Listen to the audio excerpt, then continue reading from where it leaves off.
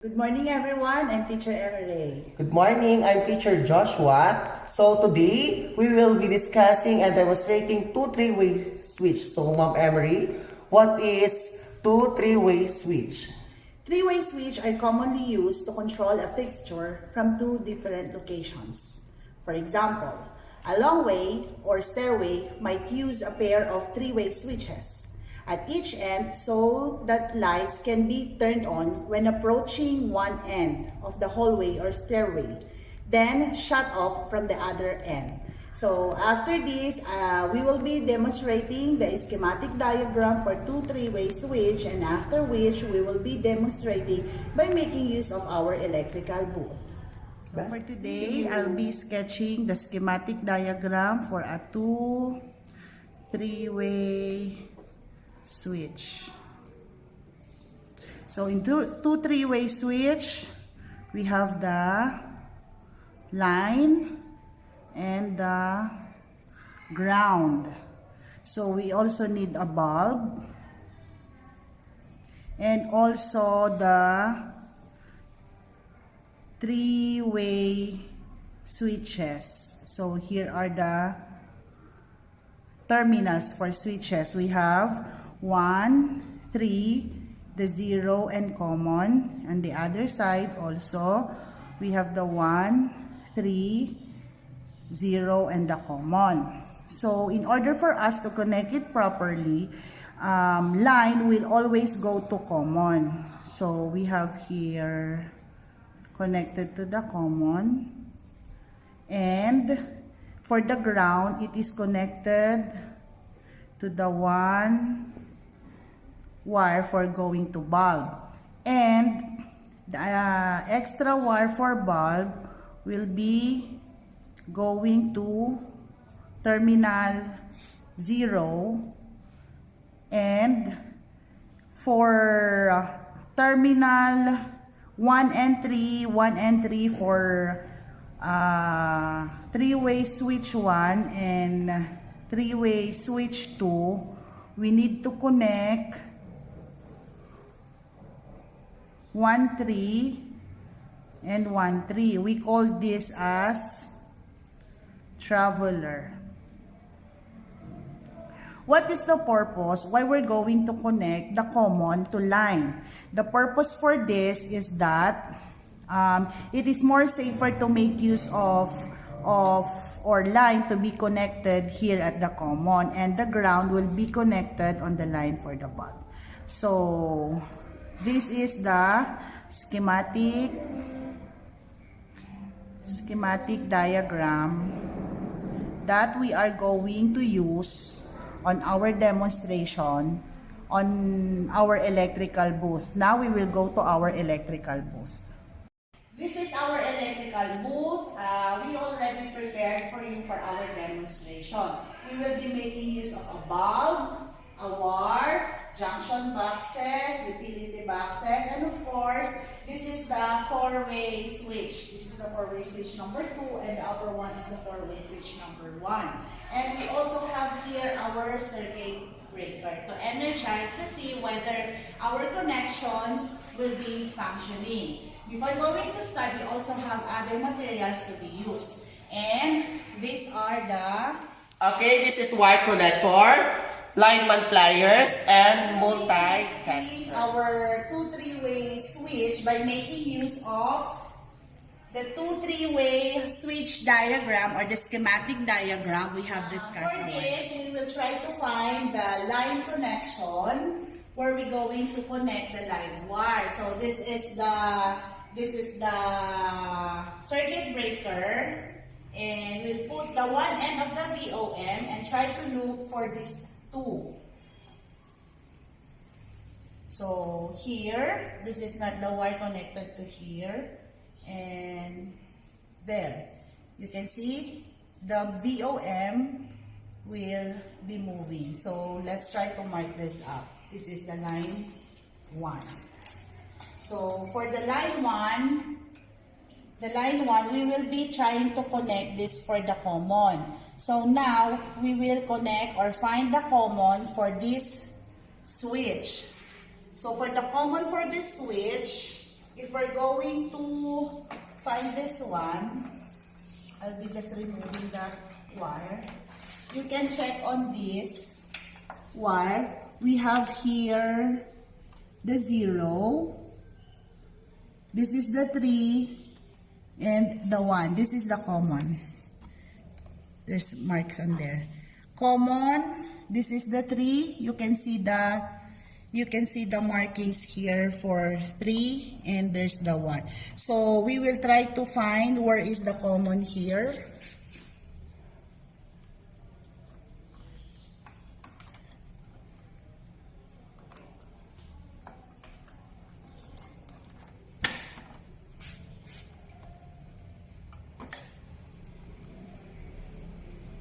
So there. If this is the common, we will try to connect this common to the other one we have connected a while ago. So here. Sir Joshua, the connecting wire please. In making use of wire connector, if you want to lock it up, just do it clockwise. There. If you cannot already pull this one because it's one already. Connection here. We'll try to find the connection for the other wire. Yan, sa Joshua, pakinawak ka mabuti. Hanapin natin kung asan dito yung wire. So kung ito yung wire, i-connect na naman natin. By the way, ang hinahanap natin is yung wire na pupunta na po dito sa bulb natin. So gaya ng dati, ang paglalagay po, it's clockwise para mag-lock po siya. Yan. Nakalock na siya, ibig sabihin connected na po siya. Para makita nyo po, meron po siyang parang aluminum sa loob. Yun po. So yun po ang magsasabi na connected na po ng mga wires natin. And sarili po ito, hindi po supply. Next one would be, pag nahanap natin yung connector ng wire dito, hanapin naman po natin yung pagko-connect na dito. Punta na tayo sa ilaw. So, kung itatry natin dito sa isa, which is which po kaya?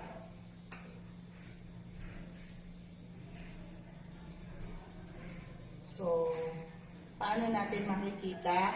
Either of the two po muna sila. So, let's say ito na yung hahanapin natin. Ito na po yung i-connect natin. At the same time, clockwise pa rin para mag-lock. How do you find it, Sir Joshua? And then, yung last wire na nakakonect po sa bulb, as you can see, hahanapin po natin siya sa terminal 0. Terminal 0. So, kung bubuksan ulit natin ito, para makita nyo po kung asan yung wire, nilagyan ko lang po ito para mag-fix. Pwede natin hilain. Yan. Pag titignan nyo, ito po yung 0 na ano kanina. And ito po yung 1, pag makikita nyo yung markings, and yun po yung 3.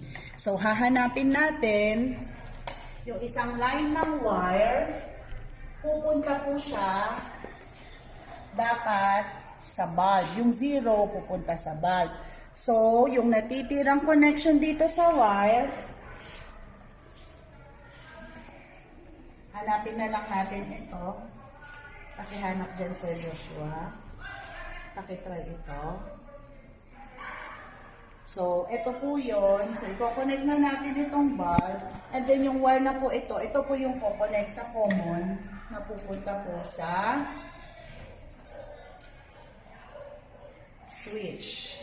So, hanapin natin yung common, Sir Joshua. Pakitap na lang ito yung wire kanina. So, dito, yung common. Okay, tap na lang dito, Sir Joshua. Try mo nga po. Yung black probe ng VOL.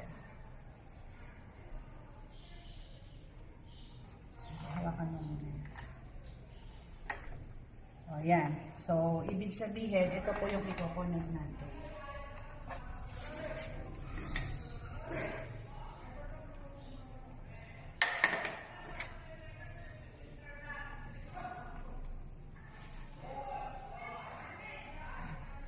Then, tapos na po tayo dito i-connect. This one, tapos na po natin ito. This one. So, tapos na rin ito. Ang problema na lang po natin is yung traveler. Yung 1 going to 3 and 3 going to 1. So, nandito na po siya. So, itong upper side natin, nakita na natin kanina, this is the 3. So, if we're going to check the 3,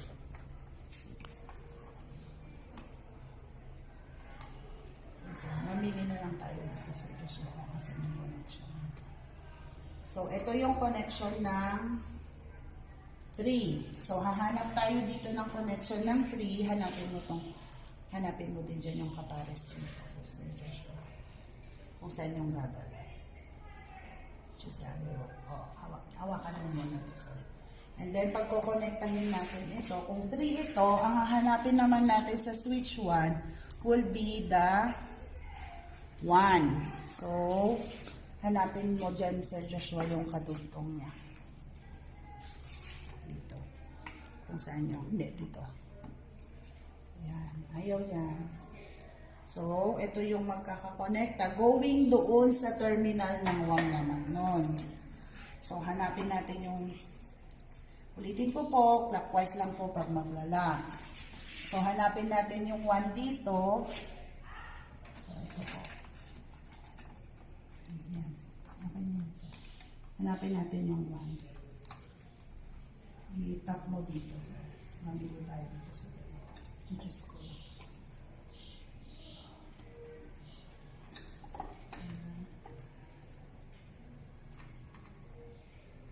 So, yun po yung ito-connecta natin.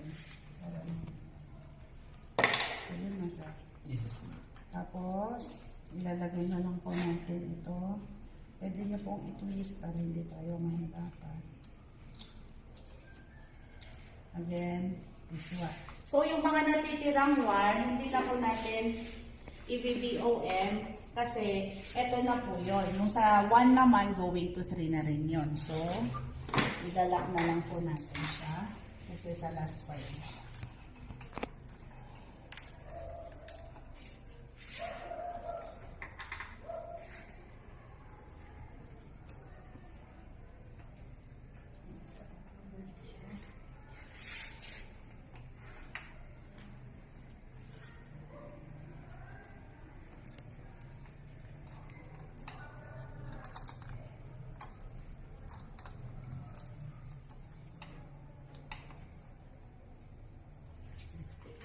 Tapos na po ang connection namin for 3-way switch. Before we going to energize, para makita mo kung ilaw siya, pwede po natin gamitin ang BOM kung nagpa-function po siya. So, dito po.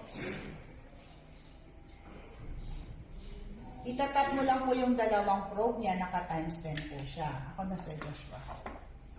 Paki-on doon, Sir Joshua. As you can see, pag in-on ni Sir Joshua, off, gumagalaw siya. And dito rin po, pag in-on, in-off, gumagalaw siya. Try mo, Sir Joshua, doon sa side na yon, i-on. Off. I-on mo naman dito sa kabila. And then off, on, off. And then, so meaning, pwede na natin siyang i-energize. Now, ang paano i-energize, meron po tayong extension. So, dito po sa extension, meron po tayong wire dito. So, always safety first. Wala akong ginamit na PPP usually kasi pag nagde-demonstrate ako sa mga bata na lang po yung mga gloves. So, yung isang point po dito, and then yung isang point po dito, dito siya. Ma'am, pwede ba dito? Para hindi na lang sila ma-lessen natin yung risk, dito na lang siya sa baba. So, naka-off po siya, and then isasaksak na lang po ni Sir Joshua yung extension para ready na po tayo. I think a while ago, making use of the VOM, before natin i-energize, lagi i-check natin for our safety kung tama ba yung connections na ginawa. So far, tama naman. That's the reason why na sinaksak na namin siya and ready na. And i-on na po ni Sir Joshua yung circuit breaker. So let's try. I will on this part. Nag-energize po siya. And then the other one, mag-off po siya. And then, itatry naman po natin yung switch na i-on-off sa isang location. So, dito sa side ko, let's say nasa taas ako ng hagdan or end of hallway, on and off. On and off. And then, dun sa other side naman, for example, sa baba ng hagdan, i-on-off naman po yung switch.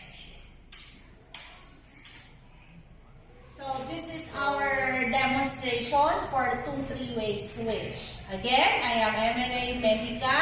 I'm Mr. Joshua Almirol. And this is Electrical. Thank you for watching.